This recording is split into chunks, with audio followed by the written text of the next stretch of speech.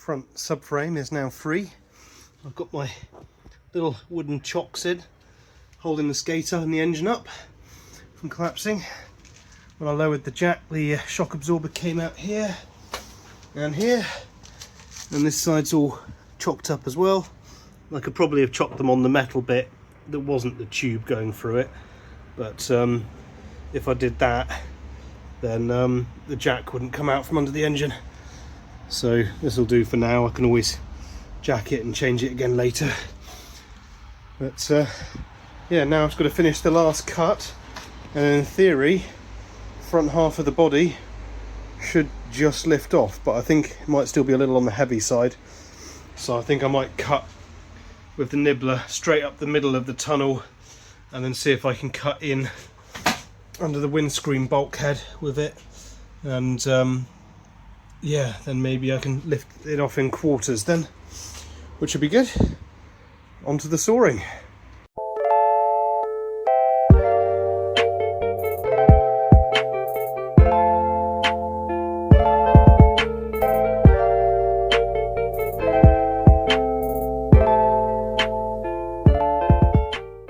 So that's it.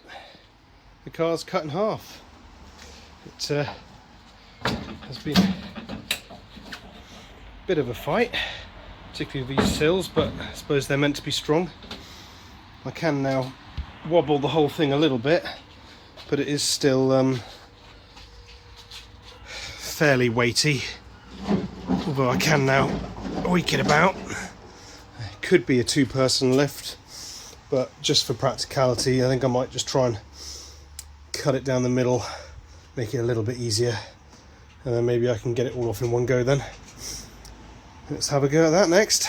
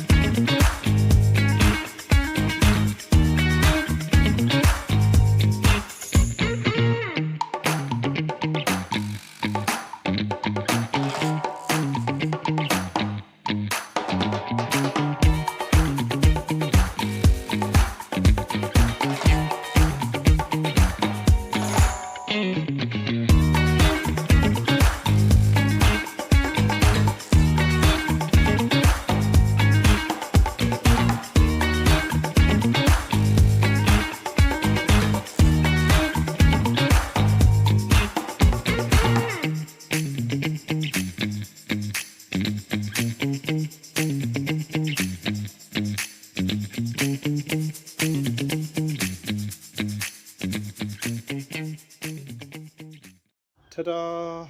We have half a car.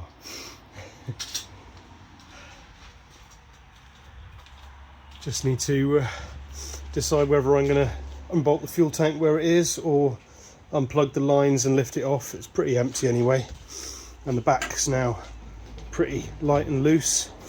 Two-person job should be able to lift that off, I reckon. But yeah, here's the rest of the car, and you can see why it was no longer destined to be on the road much longer.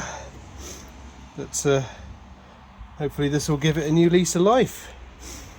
And yeah, not sure if I'm going to be able to get the back half off today.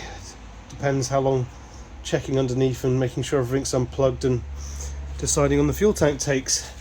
But everything down here is looking pretty good. I've managed to keep all the fuel and brake lines intact, even though I'll probably redo them anyway. It's just helps to see where everything goes really.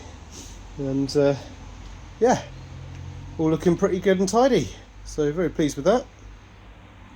Well, I've chopped the front as best I can, and I've jacked the back, stabilised it a little bit, because typically the bolts don't want to undo.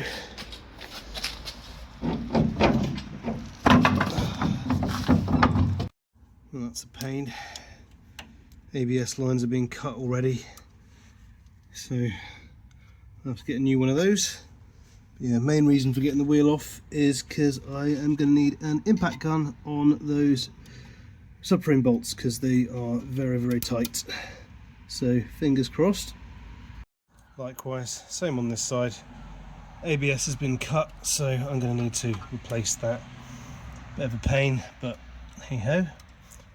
I think I will keep ABS on my model, seeing as it won't be going on the track very much, and I'd rather not crash it. Managed to get these two nuts and bolt out. God, those nuts have got really long threads, and they really don't like to undo without a lot of heat and a lot of effort. But the bolt in the middle came out really easily. So just one side left to go, and then ready to lift the back off. Managed to spot a little bit of past welding up here that the car's got, and yeah, the sills with not much left to live on them. Currently got my blocks of wood in, subframes now lowered down. Those bolts were pretty awful to undo, so I gave up and cut them off on this side.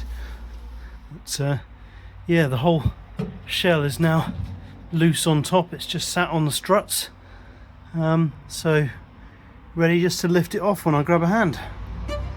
It was at this point that I decided that I was going to need an engine crane at some point anyway, so I just bought one, and it came pretty quickly, cheapest one on Amazon, and it's done the job very well.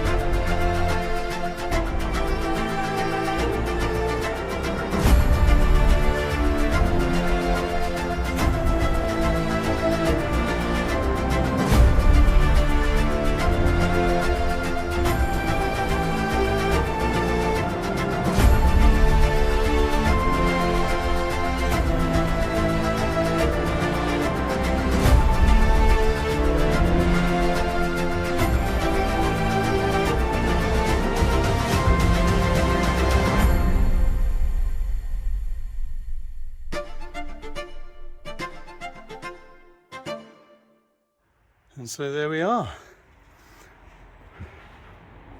All the body gone. Just need to get rid of it now and give it all a good pressure wash, clean it up, and then a load of paints have arrived, and lots of brake cleaner, and got some ABS sensors on order for the back, a new little seal for the top of the gearbox here.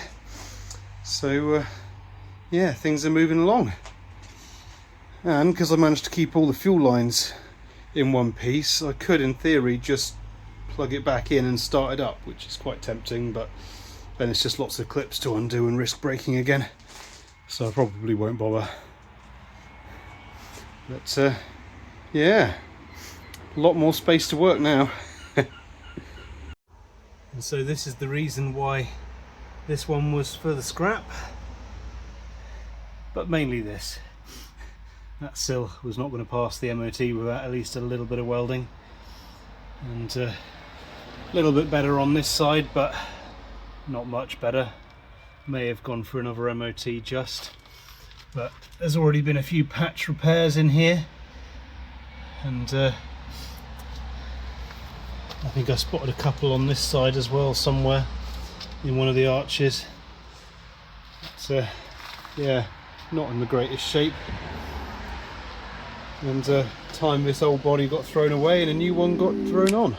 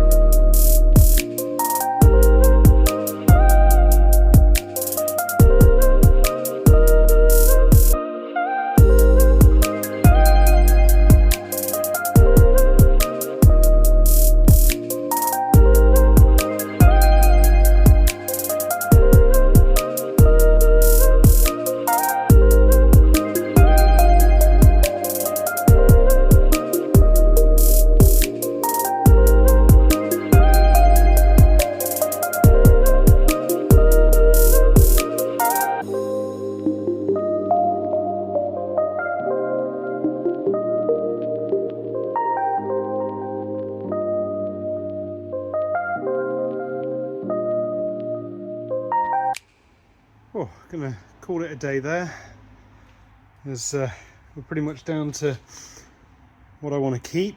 I'm starting to make a list of all the things which are in need of replacement.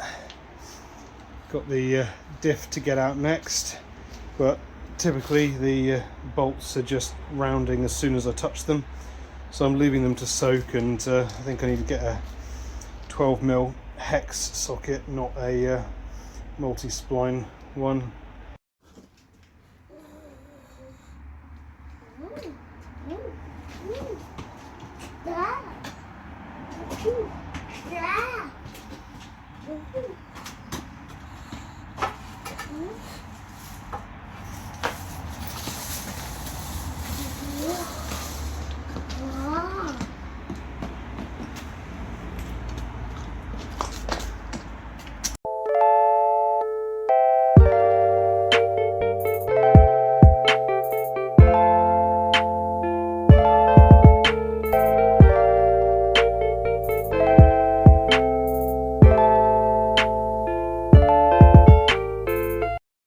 That's the rear subframe all apart, only a couple of repairs.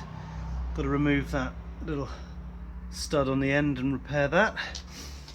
And then I've also got to weld on a new little corner on that bracket so that it looks like that side again, and tidy it up a little bit. Although it is a bit crustier than I thought, this one, so I'll probably give it a bit of a clean up before it goes for powder coating, so I can see if it has any other holes that need welding up as well. But otherwise, that's all apart. And I managed to find the captive nut for the rear arm, and after doing a bit of reading, I may be able to repair these so they can go again, which is better because they're quite expensive to replace those lower arms. Next up is going to be removing the gearbox, then lifting the engine off.